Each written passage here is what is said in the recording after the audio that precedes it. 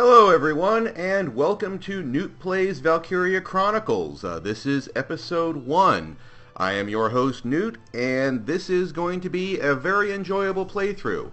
Valkyria Chronicles was made in 2008 for the PS3, and recently got a Steam release, which is what we're playing here on PC. It's a tactical strategy game, loosely based on, I would almost say, the feel of World War II without really being an alt history to it. There are some very interesting concepts, story-wise, in the game that I'm really going to enjoy watching and talking about. The actual gameplay and tactics is smooth and intuitive, and easily one of the best I've encountered. So without further ado, let's get right on into it. We're going to go to New Game. I do have a saved game because I just wanted to test recording. But I won't talk too much over the intro here. The year was 1935 EC. Two powers controlled the continent. In the east, the sun rose over the autocratic East European Imperial Alliance, otherwise known as the Empire. In the west, a network of loosely allied democracies formed the Atlantic Federation. Both powers depended on a precious mineral, ragnite, for their survival, and its growing scarcity led to the inevitable war. Hostilities began in the east when the Empire aggressively crossed their western border. The Atlantic Federation responded, and the Second European War was on.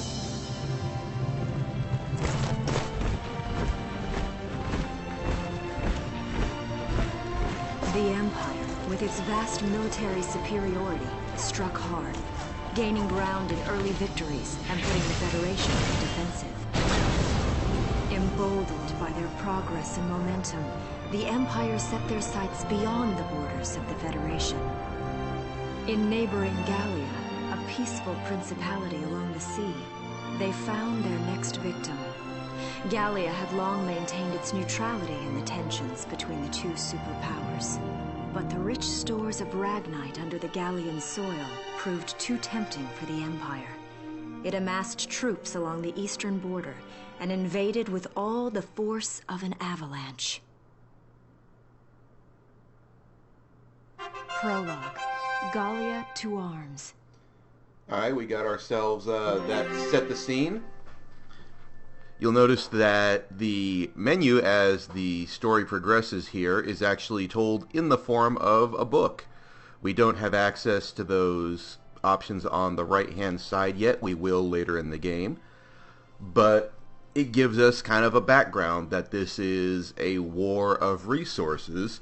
And that's something I find really interesting, because the concept of war over a specific resource is a very modern concept. You see it a lot in dystopian fiction, where we came out of the 1980s in the real world with the oil crisis, with the constant emphasis on alternative fuels that never really seemed to get hold. You even saw it in the prologue here in the newspaper that came up. Is there an alternative to ragnite as a fuel source? Ragnite is kind of the do-anything material for this setting. It's often said that when you're constructing a fantasy or sci-fi setting, the reader or viewer is willing to take one jump with you, one major suspension of disbelief. In this, it's the existence of ragnite as kind of a proto-anything material. It's used in fuel, it's used in weapons, it's used in fabrication. So with that as our MacGuffin, everything else can be treated as mundane. This is very much a war story. So without further ado, let's get into it.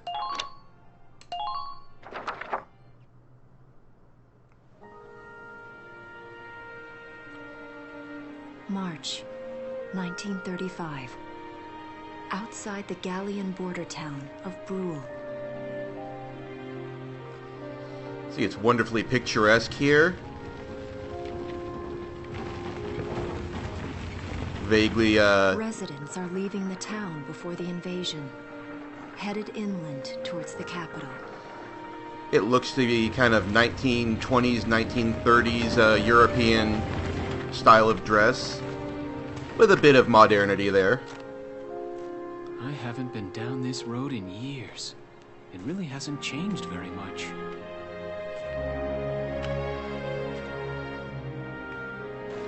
Whoa. Already? Hey there, guys. Hey, how you doing? You're beautiful. Aw. Starting early this year. You're heading upstream, huh? How's the water? Pretty wet.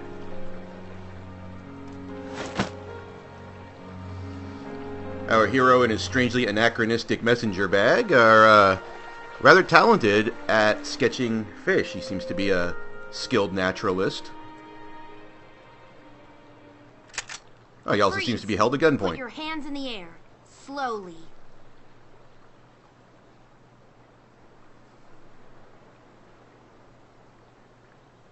Haven't seen you around before. What's your name? My name's Welkin. And you are... The one with the gun. We're with the Brultown Watch. I'm Alicia. Alicia Melchiot. So, I'm wondering what you've been writing in that little book you've got there. Imperial spies are in the area. This book is nothing, really. I was just sketching the fish and, you know... Yes. Oh, I know. And you know there's a war on, don't you? All right then, Mr. Artist. We'll talk about fish sketching down at the station. Take him away.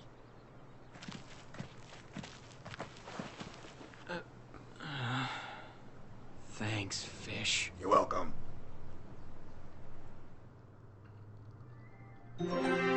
Well, we are introduced to our very protagonist-looking fellow Welkin and Alicia here.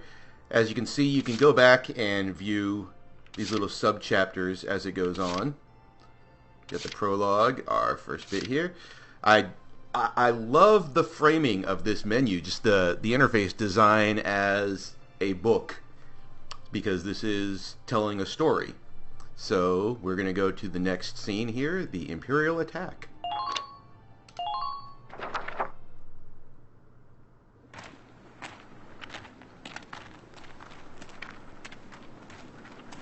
Flowers, bugs, and fish.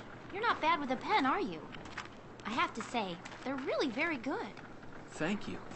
So you see, I really was just sketching. Maybe. Or this could be some kind of secret code. And I intend to take my time finding out for sure. Great. Welks? Is that you?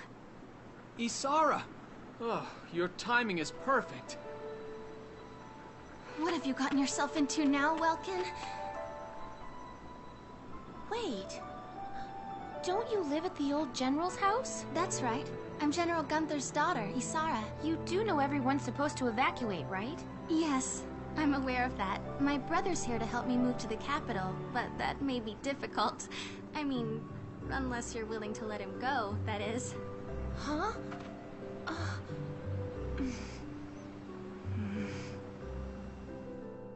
I apologize, but I was just doing my job, you know. I saw you with the notebook and thought you were a spy. Again, I'm really sorry about that. Thanks. Don't worry about it. I can see how I might have looked a little suspicious. Welks has a real passion for observing nature. That's why he's studying it at the university, right? Guilty as charged. I get so into it sometimes I forget where I am, or that somebody might be watching me. Gunfire! Everyone, keep your heads down! Over there!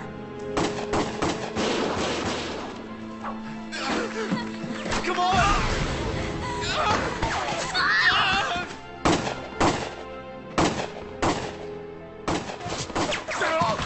Damn it! And we start right off with the killing of civilians Welcome. here. You can handle a gun, right? Yeah. I mean, I made it through training anyway. Well, they're probably just a small scouting team. We should be able to take them out. I'm with you. Alright, this tells us a few other things. Welkin and Isara are the children of General Gunther, who seems to be known in the town. Welkin, not so much. Alicia had no idea who he was. But also the fact that they mentioned training, that he's been through some sort of military training, even though he's just gone to university. This is just a little bit about saving, which we're going to do here. We're actually going to save over the previous prologue. So it's not in the US, obviously, but in some European countries, depending on time in the 20th century and even to this day, there is mandatory military or civil service for people as they come of a certain age, and that seems to be the case for Brule here. So let's head right on into our first combat tutorial. Okay, here's the plan.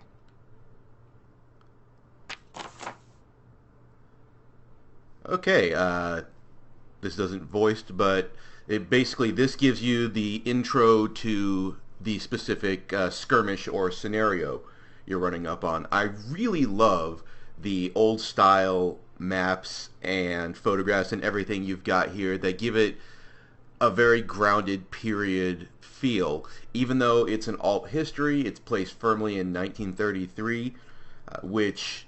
Again, this is obviously Europe, but not Europe, so I am really interested in seeing if the game actually gives us any of the world history that led up to this. If it's like our world, but branching off at a certain point, or if just they happen to say, let's just use existing maps. The layout here is easy to read. It's very straightforward. A lot of folks have, the only criticism is that it's not incredibly complex, but I think it's complex enough as the game goes on. Basically, our mission here, we've got 3 scouts, Imperial scouts coming in. We've got to fight them off. And our victory condition is fight them off, fail if we lose. Let's get started. Just stay calm and get it done. It's turn-based. You kind of staying calm is kind of part of the deal. I see 3 of them. That's 3 too many. Stay sharp. I also really love this design of the pre-combat scenes, almost like comic book panels, combined with the almost painterly watercolor cell shading, I guess. It gives the game a really unique style. Listen a second. There's something I should explain. Alright, command points. This is the first part of any combat, the strategic element of it. On the big map here, you spend these command points to give an order to a unit. We will start off by giving an order to Welkin here. Here we go. And that takes us into action mode.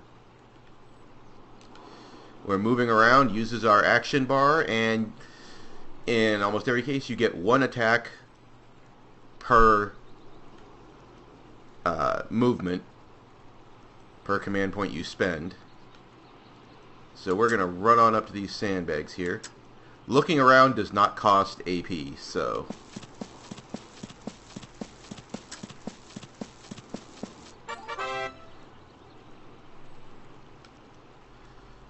And right here it's telling us this is where we can go into an attack. And it's easier to actually show you how this works. We're going to try and shoot this fella in the head.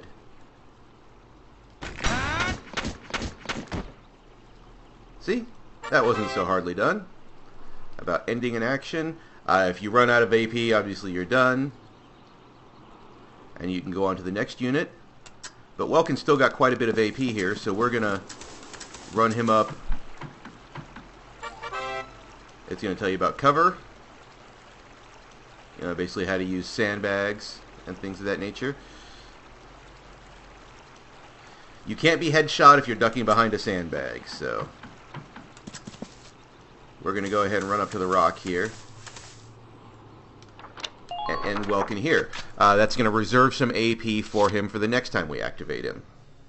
which I could do twice in a row, but we're going to use Alicia here. Since Welkin has cleared a path, she's going to run straight across the bridge.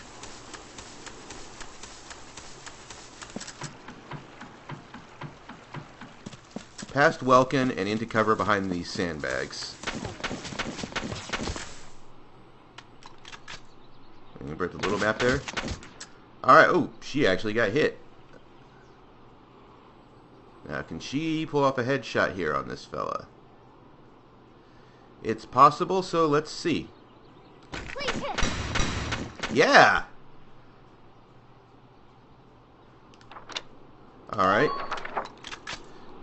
And for our third action, we're going to go with Welkin. Ready to go. Who's going to run up next to her. Actually, he's going to run up a little closer to this guy here.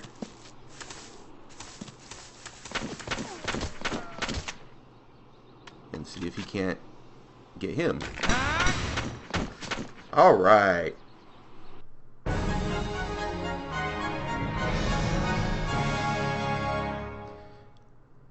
I don't see any more of them. And that was pretty smooth.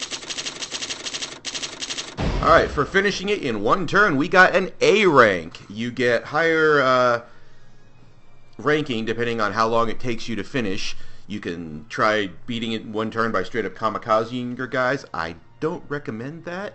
But you get a higher bonus of experience and DCT, which is your money. I assume that's ducats. Didn't have any leaders, aces, or tanks here for bonus stuff, so we did pretty well for ourselves, however. Not bad for a tutorial. And we've got another cutscene here, so let's go to it. You can also go back and replay previous scenes, if you like. But we're going to just go straight to the next cutscene here.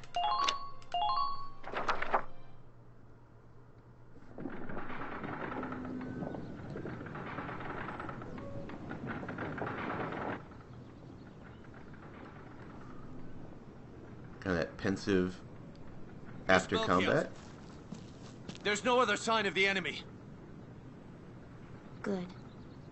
Now, go keep watch and stay alert. Yes, ma'am. What should we do with the bodies, ma'am? We'll bury them. So it's begun. I'll do whatever it takes to protect the people of this town. I'll do it. Even going to war, I'll do it.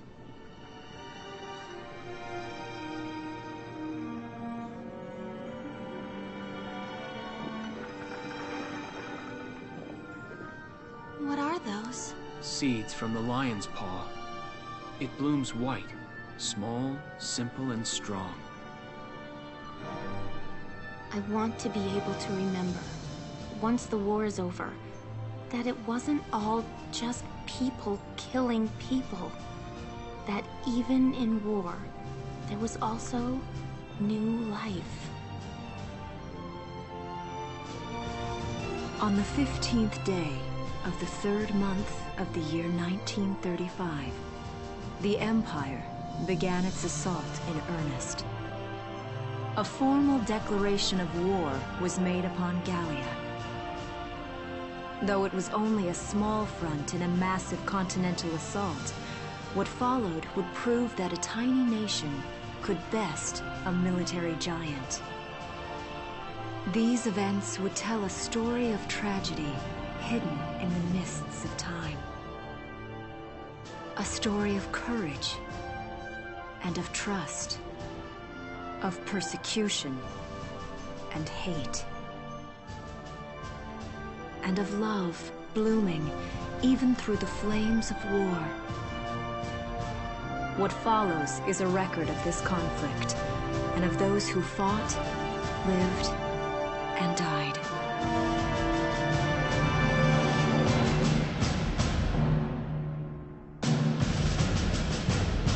And that is a pre-credits scene fully worthy of any Hollywood movie, I think.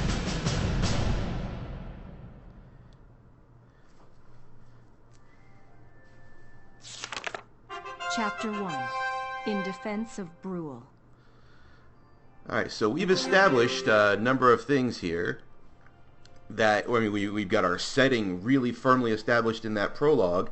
Some very interesting things we know about, if not just the people of Brule, Alicia, that she looked almost wistful, and the fact that the Imperial soldiers' bodies, they actually moved and lined up, and she said they were going to bury them.